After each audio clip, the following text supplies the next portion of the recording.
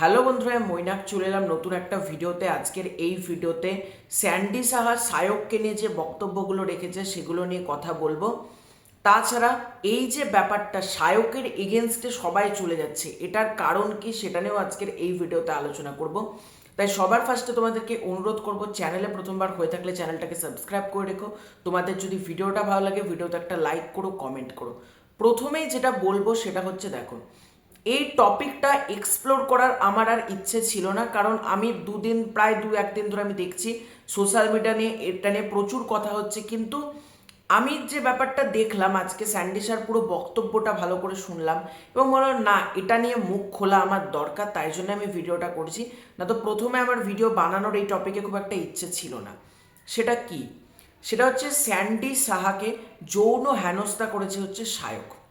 এবার এই সায়কের এগেনস্টে তোমরা দেখতে পাচ্ছ অলরেডি যে বিফ নিয়ে যে ঘটনাটা হলো, সেই বিফ কাণ্ডের পর অলরেডি পুরো ইন্ডাস্ট্রির মানুষ সায়ককে নিয়ে ট্রোল করছে। মানে প্রতিটা সিনেমার অ্যাক্টর থেকে শুরু করে প্রত্যেক টেকনিশিয়ান, প্রত্যেক ডিরেক্টর যারা যারা রয়েছে, প্রত্যেকে কিন্তু সায়কের এগেনস্টে কথা বলছে। এবং তোমরা যদি দেখো, রিসেন্টলি সায়কের যারা ভালো বন্ধু তারাও কিন্তু সায়কের বিপক্ষে চলে গিয়েছে। নাম্বার ওয়ান হচ্ছে সৌমিত্রিষা। তিনি তো সায়কের এগেনস্টে যা বক্তব্যগুলো রাখছেন এই মুহূর্তে সেগুলো দেখবার মতন। এবং এখন স্যান্ডি সাহা। এবার স্যান্ডি সাহাকে কি করেছে সায়ক? স্যান্ডি সাহাকে কামড়ে দিয়েছে এবং তার কিছু প্রাইভেট জায়গাতে সায়ক বলা যেতে পারে অনধিকারভাবে সে হাত দিয়েছে এবং ব্যাড টাচ যেটাকে বলে সেই ব্যাড টাচগুলো করেছে। এবার এই ব্যাড টাচগুলো করার পর সায়ককে, আমি স্যান্ডি শাহর ভিডিওটা দেখলাম, স্যান্ডি শাহ সেখানে বলছে যে আমার ওপর আধ ঘন্টা 40 মিনিট ধরে অত্যাচার চালায় সায়ক, আমার প্রাইভেট মানে জায়গাগুলোতে সে নানাভাবে হাত দেয়, আমাকে কামড়ে দেয়, আমাকে যৌন হেনস্থা করে, শারীরিক পৈশাচিক অত্যাচার চালায় আমার ওপর। এবং আমি যে সেখান থেকে উঠে চলে আসবো বা আমি প্রতিবাদ করব তারও আমার ভাষা নেই, কারণ আমি প্রচুর পরিমাণে বিয়ার খেয়েছিলাম সেখানে। এবার সেই সুযোগটার ফায়দা তুলেছে সায়ক। এবার আমি এতদিন পর্যন্ত মুখ খুলিনি, কারণ আমারকে নিয়ে প্রত্যেকে বলবে আমি ফুটেজ খাচ্ছি, ট্রোল হচ্ছি, সেই জন্য আমি এখন মুখ খুলিনি। যেহেতু আমি দেখতে পাচ্ছি সায়ক সবাইকে কন্টেন্টের জন্য ভিকটিম হিসেবে ব্যবহার করছে, সেই জন্য আমি আজকে মুখটা খুললাম। এবং স্যান্ডি শাহ এটাও বলছেন যে আমার কাছে পেপারও আছে, আমি টিটেনাসও নিয়েছি, সায়ক এমনভাবে আমার উপর কামড়ে দিয়েছে, আমার উপর যৌন হেনস্থা করেছে, আমার উপর অত্যাচার করেছে।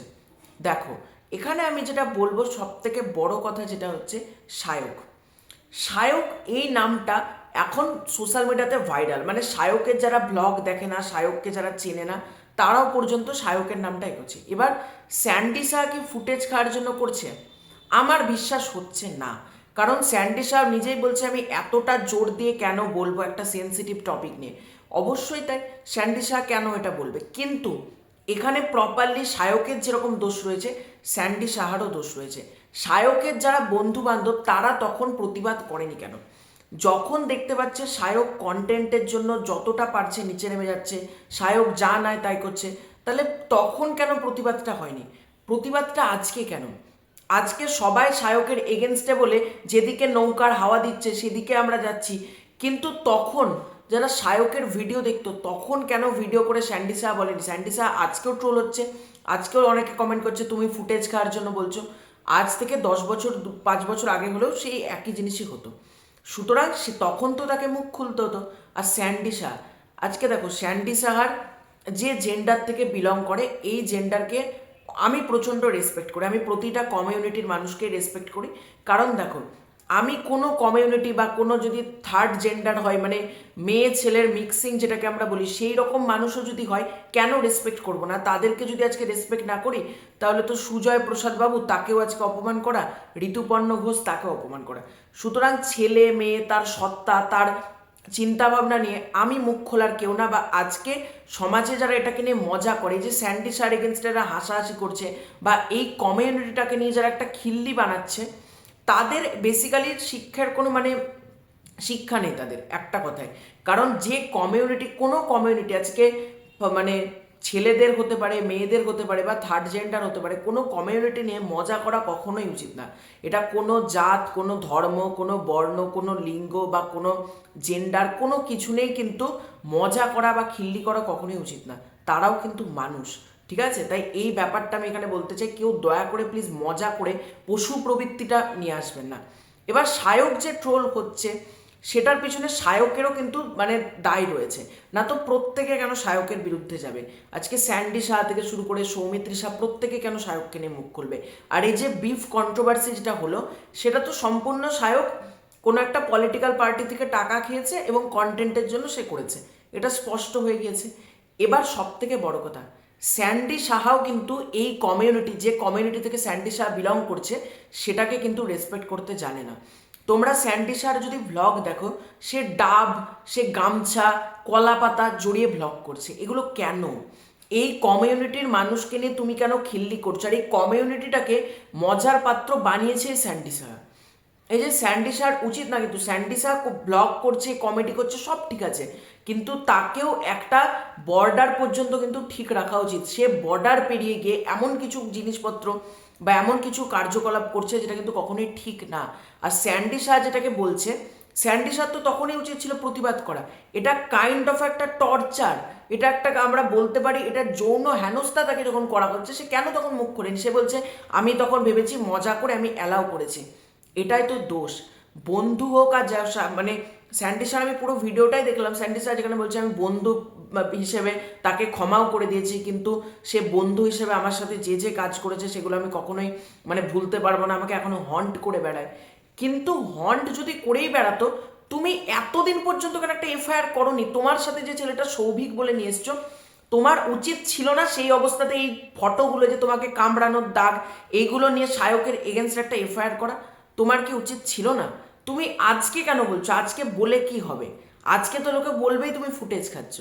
আজ থেকে যখন এই ঘটনাটা ঘটেছিল তোমাকে তো তখনই ব্যাপারটা জানাতে হতো, বা তুমি যদি নাও জানাতে পারতো তোমার বন্ধুদেরকে বলতে যে সায়কের নামে এফআইআরটা করতে।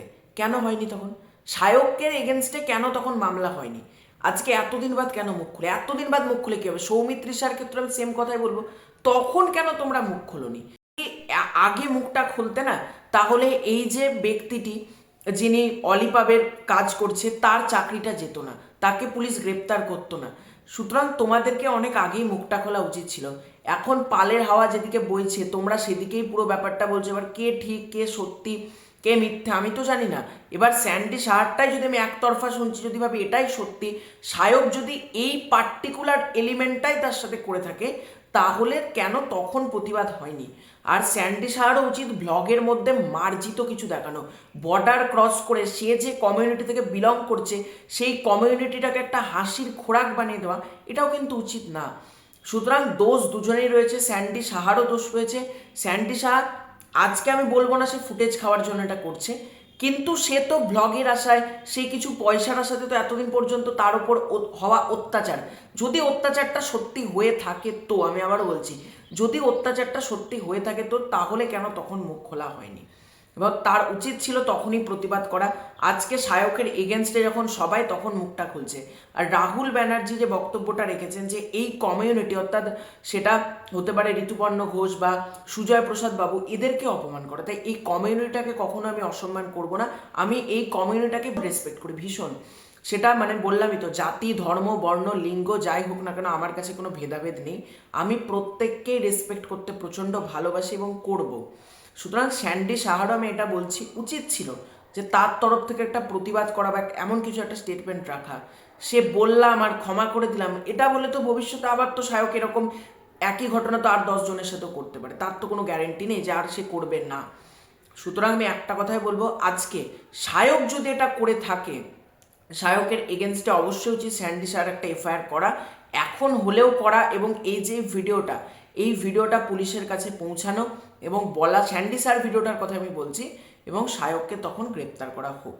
ঠিক আছে? তো তোমাদের পুরো এন্টায়ার বিষয়টাকে নিয়ে কি মতামত কমেন্ট করে জানিও। চ্যানেলে প্রথমবার হয়ে থাকলে চ্যানেলটাকে সাবস্ক্রাইব করে দাও। খুব শীঘ্র দেখা হচ্ছে নতুন কোনো ভিডিওতে, ততক্ষণের জন্য বাই বাই।